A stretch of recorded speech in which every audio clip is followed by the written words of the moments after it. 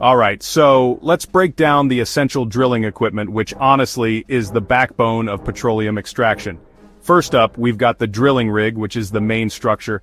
Then there's the derrick, or sometimes called the mast. The drawworks, that's what powers the hoisting system.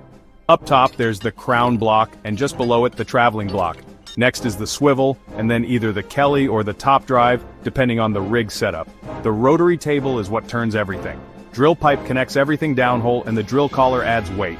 At the very end, we've got the drill bit, which could be a PDC bit or a tricone bit. Stabilizers help keep the drill string centered. Sometimes we use a mud motor and a shock sub helps absorb vibrations. The hoisting line, also known as the drilling line, is crucial for lifting. The standpipe and rotary hose move the drilling mud. Safety-wise, the blowout preventer or BOP is essential. For the well itself, there's casing, and to keep it centered, we use casing centralizers. At the bottom, there's a float collar and a float shoe. Tubing goes inside the casing.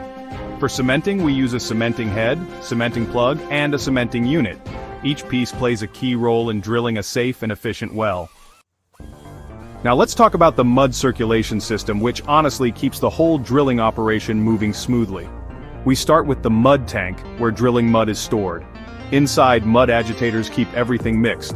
The mud pump moves the fluid through the system. When we need to add chemicals, we use the mixing hopper. The shale shaker removes big cuttings from the mud. After that, the desander and desilter filter out finer particles. If there's any gas in the mud, the degasser takes care of it. The mud cleaner gives an extra level of cleaning, and finally, the centrifuge separates out the smallest solids. It's a pretty thorough process. Okay, so moving on to logging and evaluation tools, these are what help us really understand what's happening down below. The wireline logging truck brings all the wireline logging tools to the site. There are also logging while drilling, or LWD tools, and measurement while drilling, or MWD tools, which work while we're drilling. For rock samples, we use a core barrel or a sidewall coring tool. To measure properties of the formation, we've got the gamma ray tool, neutron density tool, sonic tool, and resistivity tool. Each one gives us a different piece of the subsurface puzzle. Finally, let's cover well completion equipment, which is all about getting the well ready for production. The tubing hanger supports the tubing in the wellhead. Packers, which can be mechanical or hydraulic, seal off sections of the well. Sliding sleeves allow us to control flow. Blast joints protect the tubing from erosion, and sand screens keep sand out of the well. Perforating guns are used to create openings in the casing. At the surface, we've got the wellhead and the Christmas tree, which control the flow of oil or gas. Downhole safety valves, like the DHSV and SSSV, are there for emergency shutoff. Finally, control lines run down the well to operate these safety devices. All these tools, honestly, make sure the well can produce safely and efficiently. Alright, let's talk about the main equipment used to bring oil to the surface. First up, we've got the rod pump, sometimes called the beam pump. Then there's the electric submersible pump, or ESP for short.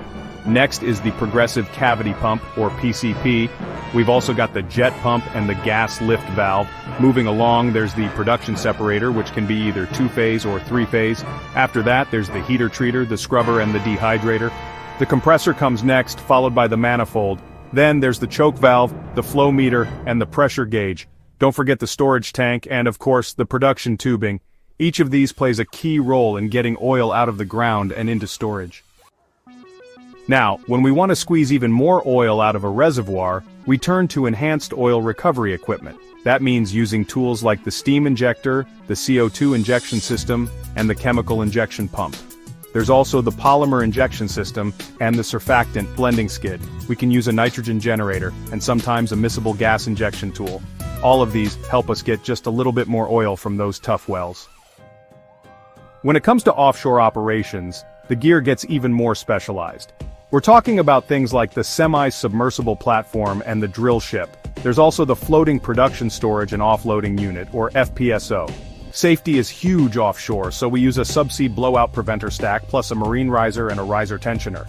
Down on the seabed, there's the subsea tree and umbilicals to connect everything. And to keep it all steady, there's the dynamic positioning system. Oh, and let's not forget the helideck for crew changes and emergencies.